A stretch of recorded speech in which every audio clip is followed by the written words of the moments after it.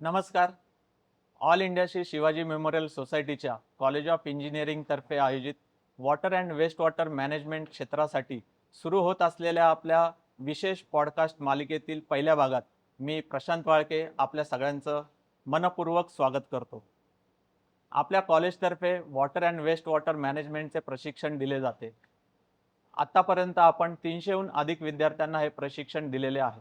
तसेच इंडस्ट्रीमधील operators, technicians, engineers यांना सुद्धा कॉर्पोरेट ट्रेनिंग यशस्वीरित्या देण्यात आलेले आहे. पाणी ही अत्यंत महत्त्वाची आणि संवेदनशील बाब आहे. पाण्यासाठी वाढत जाणारी मागणी, पाण्याची टंचाई, पाणी प्रदूषण आणि पाणी व्यवस्थापन ही आजची आपल्या समोरील आव्हाने आहेत. आजच्या या पॉडकास्ट मालिकेद्वारे आपण दर महिन्याला वॉटर क्षेत्रातील तज्ज्ञ व्यक्तींना आमंत्रित करणार आहोत. या चर्चासत्रातून आपण वॉटर क्षेत्रातील करिअरच्या संधी, त्याचप्रमाणे या क्षेत्रातील आव्हाने, नवीन तंत्रज्ञान आणि प्रत्यक्ष वॉटर ट्रीटमेंट प्लांटमधील अनुभव आणि त्याचप्रमाणे भविष्यातील संधी जाणून घेणार आहोत. आज आपल्यासोबत एन्व्हायरोमेंटल इंजिनिअरिंग क्षेत्रातील मान्यवर आणि अत्यंत अनुभवी असे खास व्यक्तिमत्व आपल्यासोबत आहेत. मी आदरणीय श्री सराफ सर यांचे हार्दिक स्वागत करतो. नमस्कार सर. नमस्कार सर. सरांना एन्व्हायरोमेंटल इंजिनिअरिंग क्षेत्रात 50 वर्षांपेक्षा अधिक अनुभव आहे. त्यांनी water treatment, waste water management, environmental sustainability, research, training आणि पब्लिक अवेअरनेस या क्षेत्रात मोठे योगदान दिलेले आहे. त्यांनी अनेक राष्ट्रीय आणि आंतरराष्ट्रीय परिषदांमध्ये सहभाग घेतला असून 400 पेक्षा अधिक व्याख्याने दिलेली आहेत. सरांनी विद्यार्थी, अभियंते, प्रोफेशनल्स आणि environmental audit, water conservation, total water quality management, rain water harvesting, eco housing, green buildings अशा विविध विषयांवर अनेक ट्रेनिंग प्रोग्राम्स आयोजित केलेले आहेत. तसेच त्यांनी पाणी आपली जीवनधारा, विजन ऑन पोल्युशन यासारखे पुस्तके लिहिलेली असून या क्षेत्रात महत्त्वपूर्ण योगदान दिलेले आहे. त्याचप्रमाणे सरांनी सिवेज ट्रीटमेंट प्लांटसाठी डीप टँक एरिएशन सिस्टीम आणि natural energy waste water treatment यासारख्या इनोव्हेशन्सवर पेटंट देखील घेतलेले आहेत. त्यांना पर्यावरण आणि जलव्यवस्थापन क्षेत्रातील उल्लेखनीय कार्यासाठी अनेक प्रतिष्ठित पुरस्कारांनी सन्मानित करण्यात आलेले आहे, ज्यामध्ये जलनिर्मलता पुरस्कार आणि महाराष्ट्र प्राईड अवॉर्ड 2023 यांचा समावेश आहे. अशा प्रेरणादायी व्यक्तिमत्वाचे आज आपल्या पॉडकास्टमध्ये मी प्रशांत वाळके पुन्हा एकदा मनपूर्वक स्वागत धन्यवाद करतो. सर. धन्यवाद सर. आपल्या या पॉडकास्टची सुरुवात आपण आपल्या परिचय किंवा आपला या क्षेत्रातील प्रवास याबद्दल थोडक्यात आम्हाला माहिती देतात. सुरुवातीला मी असं सांगेल की आज मला इथे यायला खूप आनंद होतोय. एक नवीन संकल्पना मांडली आहे, ज्यामध्ये अनुभवी आणि तज्ञ, तसा मी जास्त अनुभवी तज्ञ नाही, तुम्ही म्हटल्याप्रमाणे यांचे विचार विद्यार्थ्यापर्यंत पोहोचले जाणार आहेत. हा प्रश्न खूप उत्तम आहे. खरं तर माझी पहिली डिसिप्लिन ही सायन्सची आहे. मला डॉक्टर व्हायचं होतं, काही कारणास्तव होता नाही आलं. त्यामुळे पहिले मी बायोकेमिस्ट्री केलं मास्टरमध्ये. नंतर मला आढळलं की मला इंजिनिअर व्हायला पाहिजे आणि खरं तर केमिकल इंजिनिअर फार डिफिकल्ट ब्रांच आहे. तर त्यामध्ये मी केमिकल इंजिनिअरिंग केलं आणि मग मला असं एन्व्हायर्नमेंटचा ध्यास होता. त्या काळामध्ये खरं तर ज्यावेळेला मी एन्व्हायर्नमेंटल इंजिनिअरिंग केलं, तेव्हा एन्व्हायर्नमेंट इंजिनिअर एवढं महत्त्व नव्हतं. पण मी युनिव्हर्सिटी ऑफ साऊथमधून मास्टर केलं एन्व्हायर्नमेंटल कंट्रोल इंजिनिअरिंग. असा माझा एज्युकेशनचा प्रवास. खूप छान सर. आणि या क्षेत्रामध्ये येण्याची प्रेरणा आपल्याला कशी मिळाली वॉटर सेक्टरमध्ये? मला खरं सांगायचं प्रामाणिकपणे ही प्रेरणा माझ्या आईमुळेच मिळाली. कारण त्या काळामध्ये मी आईला बघायचं, खरं तर मी श्रीमंत घरातला, पण आई प्रत्येक गोष्ट कमीत कमी कशी वापरायची आणि तिचा फेरवापर कसा करायचा यावर नेहमी काही ना काही प्रयोग करायची आणि तिच्याकडनं मी सगळं शिकलो. आणि मला वाटलं की आईची जी संकल्पना आहे ती पुढे आपण अभियंतेमध्ये, एन्व्हायरमेंटल इंजिनिअरिंगमध्ये करू शकतो का, किंवा त्याचा वैज्ञानिक त्याचा आपण भाग करू शकतो का. तिथून मला प्रेरणा मिळाली. खूप छान सर. आता आपण या क्षेत्रामध्ये 50 वर्षाहून अधिक या क्षेत्रात योगदान दिलेलं आहे. तर या 50 वर्षात वॉटर इंडस्ट्रीमध्ये कोणते बदल आपल्याला जाणवतात? खरं सांगायचं तर बदल हा झालेला आहे की नाही झालेला प्रश्नचिन्ह आहे. उदाहरणार्थ जर तुम्ही वॉटर ट्रीटमेंट प्लांट घेतलं तर मी असं म्हणेल की एन्व्हायर्नमेंटल इंजिनिअरचे खापर पंजोबा जे डिझाईन करतात ते आम्ही करतोय. कारण साधी गोष्ट आहे, पाणी पंपिंग केलं, एरेशन केलं, फ्लाकुलेशन केलं, त्याला सेडिमेंटेशन केलं, फिल्ट्रेशन केलं, क्लोरिनेशन केलं की संपलं. कारण त्याचं असं जेव्हा ही टेक्नॉलॉजी डेव्हलप झाली, तेव्हा इन्सॉल्युबल सॉलिड्स काढण्यात येत होते. बरोबर. तोच एक प्रयोग होता. पण आता मनुष्याच्या ॲक्टिव्हिटीमुळे मॅनमेड केमिकल जात आहेत, प्रदूषण होत आहे. त्यामुळे नदीमध्ये अनेक प्रकारचे केमिकल येत आहेत. ती टेक्नॉलॉजी डेव्हलपमेंट आहे. पुढचं जे फ्युचर आहे ते त्या एन्व्हायर्नमेंटल ट्रीटमेंट टेक्नॉलॉजीमध्ये लो कॉस्टमध्ये युजर्स फ्रेंडली अशी सोल्युबल सॉलिड्स कसे आपल्याला काढता येईल यावर पुढे डेव्हलपमेंट करायची. छान सर. आता आपल्या समोर पाण्याबाबत कोणती मुख्य समस्या आहे असे आपल्याला वाटते? खरं तर आपल्या चुकीची कल्पना आहे की आपल्याकडे पाणी भरपूर आहे. ही मोठी समस्या आहे. पाणी भरपूर आहे, परंतु आपल्या पिण्यायोग्य पाणी फार कमी आहे आणि पुणेरी लोकांना असं वाटतं की वरती डॅम्स आहे, भरपूर पाणी आहे. तरी असलं तरी आपण पुढचा विचार, कारण काय होतं की पाण्यावर माझं जर मत विचारलं प्रामाणिकपणे सांगेल की पाण्यावर पहिला हक्क शेतकऱ्याचा आहे. बरोबर. नंतर हा माणसाच्या पिण्याचा आहे आणि नंतर तो औद्योगिक क्षेत्राचा आहे. पण जेव्हा पाण्याची दुर्लक्षता येते, तेव्हा शेतकऱ्याचं पाणी हे पिण्याकरता वापरण्यात येतं. तर हा हा जो प्रश्न आहे, हे जे भांडण म्हणायला पाहिजे किंवा टसल म्हणायला पाहिजे, हे टसल आपल्याला सोडवायला हवं. आत्ताच्या काळामध्ये वेस्ट वॉटर ट्रीटमेंट आणि रियूज किती महत्त्वाचं आहे असे आपल्याला वाटते? फार महत्त्वाचं आहे सर, फार महत्त्वाचं आहे. म्हणजे मी असं म्हणेल की मला प्रश्न पडतो की तुम्ही 90% तुम्ही समजा एका माणसाने 100 लिटर पाणी घेतलं. ते पाणी वापर केल्यानंतर उरलेलं जे 80 ते 90% पाणी येतं, त्याला विचारलं कुठे गेलं त्याच्याकडे उत्तरच नाही. उत्तरच नाही तिच्याकडे आणि पाणी ते नदीमध्ये जातं आणि 90 लिटर पाणी जे आहे, मी असं म्हणेन की ते 99% वॉटर आहे. त्यामुळे बरोबर. केमिकल्स आहे. ते पाणी आपण का फेरवापर करू शकत नाही? हा सगळ्यात मोठा प्रश्न आहे. मला तर वाटतंय की आता जी नवीन संकल्पना ही घातलेली आहे नेट झिरो, म्हणजे घरापासून तर औद्योगिक क्षेत्रापर्यंत प्रत्येकाने नेट झिरो वॉटर ही संकल्पना राबवायला हवी आणि त्यामध्ये वॉटर आणि वेस्ट वॉटर ट्रीटमेंट प्लांट हा खूप महत्त्वाचा विषय आहे. याच्यामध्ये मी असं म्हणेल की याचं एनर्जी फूटप्रिंट कसं कमी करता येईल, याचं क्षेत्रफळ म्हणजे याला लागणारी मॅनपॉवर कशी कमी करता येईल, यावर पुढे विचार करायला हवा. नाही, खूप छान सर. नेट झिरो कन्सेप्ट खरंच आताच्या काळामध्ये महत्त्वाची आहे. आणि आपण जसं म्हटले, की आता आपण सगळीकडे पाण्याची कमतरता, टंचाई आपण बघतो. तर या ट्रीटमेंट करून रियूज करून आपण एक फ्रेश वॉटरचा यूज कमी करू शकतो, असंच आपल्याला म्हणायचं आहे. मी सिंगापूरला गेलो होतो, तेव्हा तिथे न्यू वॉटर म्हणून आहे. ओके. तर आम्ही सगळे गेलो आणि त्याला असं वाटलं, की ते पूर्ण सिवेजचं ट्रीट करून पिण्याचं पाणी करतात. तर मी भारतीय म्हणून त्याला वाटलं, की हा पिणार नाही. मी चक्क पाणी प्यायलो. ते म्हणले, "पहिला भारतीय की सिवेजपासून तयार केलेलं पाणी." म्हटलं, "बिइंग ए एन्व्हायर्नमेंटल इंजिनिअर मला खात्री आहे पाणी पिण्याचं लायक आहे." म्हणजे ही संकल्पना जर सिंगापूरमध्ये होऊ शकते, ही संकल्पना पुण्यात सोडा, पिण्याचं पाणी सोडा. जे पाणी बाहेर पडतंय, ज्याला आपण सिवेज म्हणतो, त्या पाण्याचं आपण ट्रीटमेंट करून संडासामध्ये जे पिण्याचं पाणी फ्लश करतोय, त्याचं कमी करता येतं. गाड्या धुण्याकरता पाणी वाहतं, ते कमी करता येतं. त्यानंतर झाडाला लागणारं पाणी कमी करता येतं. सहज कमी करता येईल. प्रयत्न करायला हवा. बरोबर सर. आता जे आपण वॉटर इंडस्ट्रीमध्ये 3 आर आपण म्हणतो, जसं रिड्यूस, रियूज आणि रिसायकल. या संकल्पना आपल्याला प्रॅक्टिकली कशा इम्प्लिमेंट करता येतील? याच्यामध्ये सर मी एक ॲड करेल, रिफ्यूज. रिफ्यूज. कारण अच्छा. रिफ्यूज काय काही ठिकाणी जसं उदाहरणार्थ तुम्ही पाण्याचा वापर करून एखादा प्रॉडक्ट तयार करा किंवा पाण्याला वापर करून जमीन आपल्याला धुवायची आहे. पाण्याचा वापर करून करू शकता.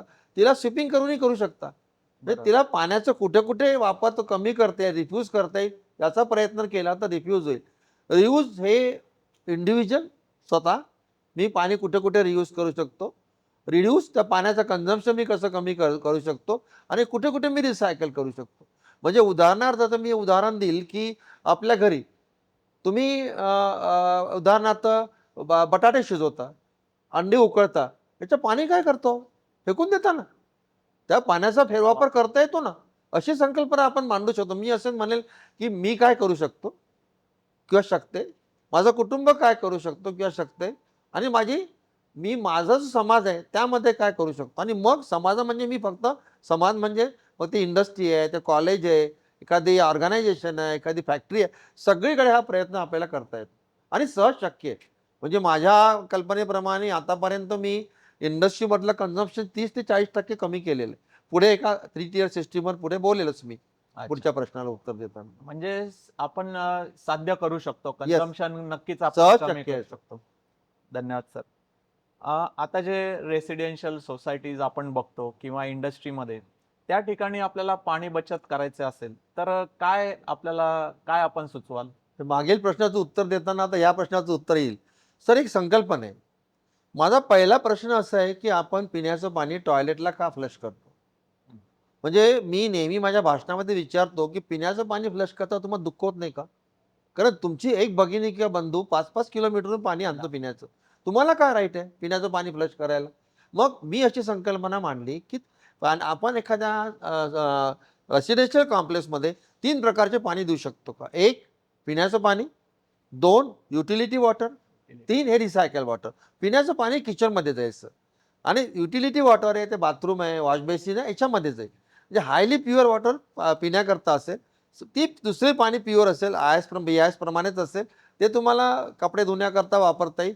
तिसरं जे पाणी आहे रिसायकल वॉटर म्हणजे माझ्याकडनं जे पाणी निघालं टॉयलेट आणि आपल्या ह्याच्यातून बाथरूममधून किचनमध्ये निघालं त्याला आपण ग्रे वॉटर म्हणू किंवा Grey सलेज म्हणू आणि जे पाणी टॉयलेटमधून निघालं त्याला आपण ब्लॅक वॉटर किंवा सिवेज म्हणू. मग सलेज जे आहे ते जर मी ट्रीट केलं आणि रिसायकल केलं तर मी वापरू शकतो का? आणि सलेजचं बरोबर. पाणी कारण मेंटल ब्लॉक आहे की मी संडासाचं पाणी वापरणार कसं मेंटल ब्लॉक आहे म्हणून मी बोलतोय. मग ते सलेजचं पाणी जे ट्रीट करून मी इरिगेशनला वापरू शकतो का? बरोबर. अशी संकल्पना करून मला सांगायला आनंद होतो, की सर आज मी तिला भारतभरामध्ये असे 200 रेसिडेन्शियल कॉम्प्लेक्समध्ये तिथे आम्ही 360 सिस्टम इम्प्लिमेंट केलेली आहे. आणि मला खात्री आम्ही म्हणजे आनंद होतो सांगायला 30 ते 40% आम्ही फ्रेश वॉटर वाचवलेलं आहे. खूप छान सर.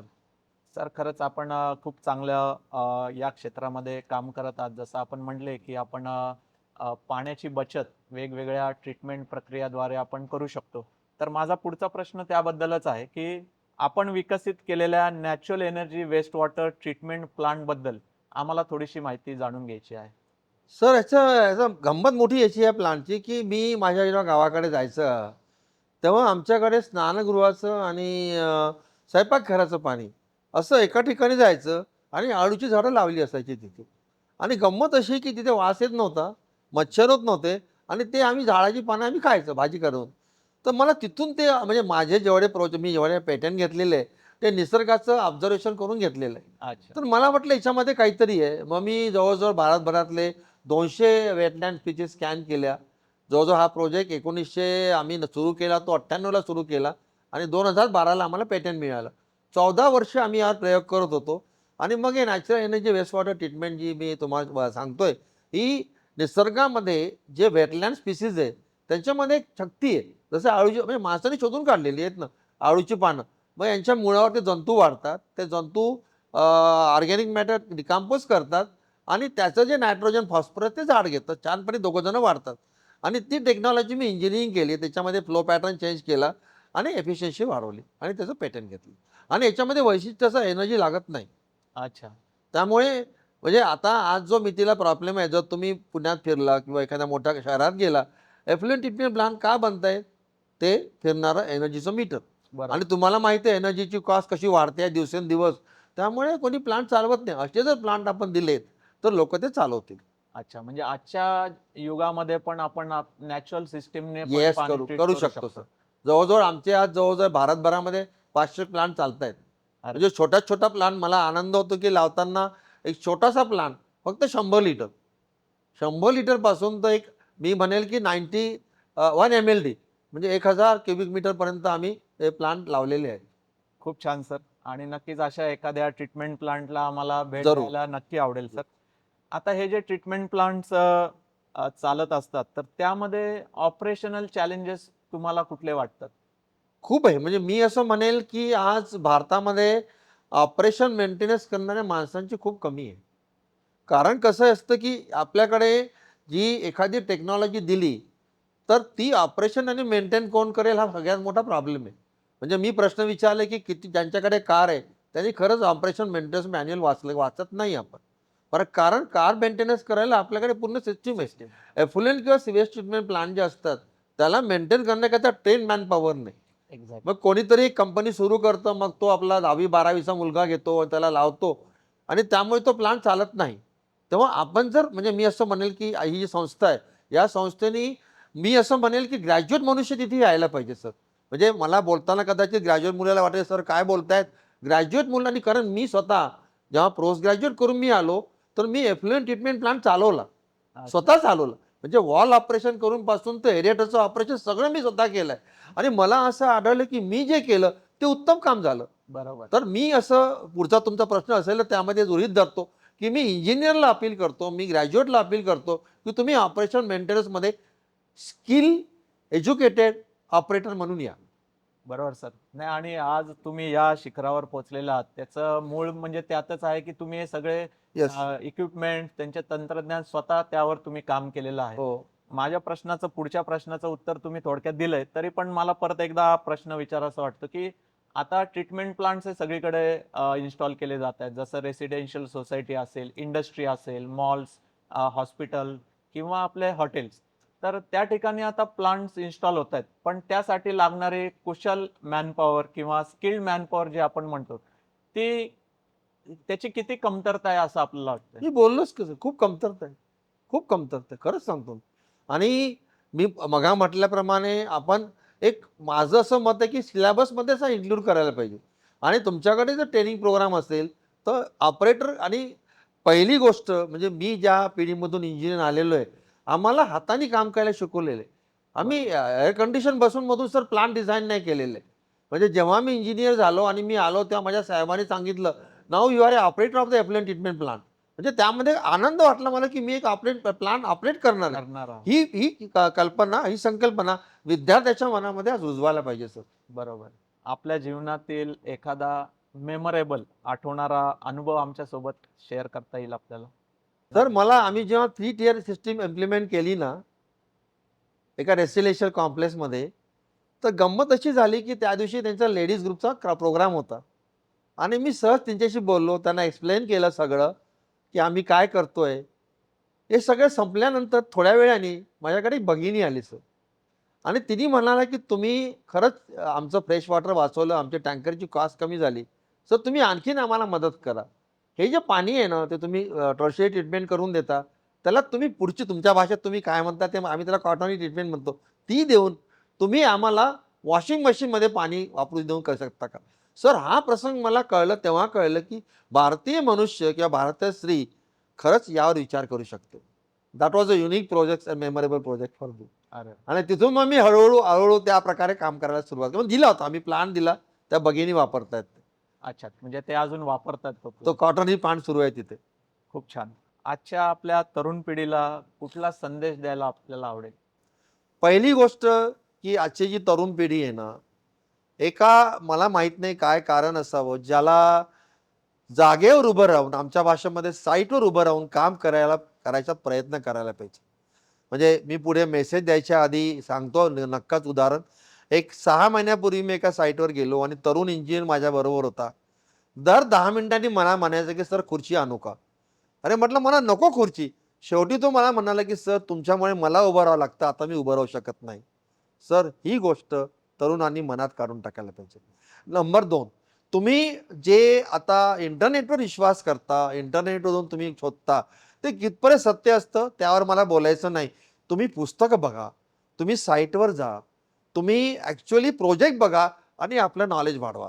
आणि हे नॉलेज मी तुम्हाला सांगेल, की कुठली अशी गोष्ट जगामध्ये नाही, ज्याचं सायन्स आणि इंजिनिअरिंग करता येत नाही. ते करण्याचा प्रयत्न करा. आणि स्वतःच्या डेव्हलपमेंट करा, स्वतःच्या टेक्नॉलॉजी करा. पुढे तुम्हाला कळायला म्हणजे मी जेव्हा 78 मध्ये भारतामध्ये आलो शिकून, तेव्हा 78 ते 90, 78 ते 95, 95 ते 2000, 2000 ते 2005 असा 5 वर्षाचा मी प्लॅन केला होता. आणि दर 5 वर्षाला पुढे काय होणार आहे, याचं मी मांडणी करायचं आणि त्याप्रमाणे प्रोजेक्ट कर.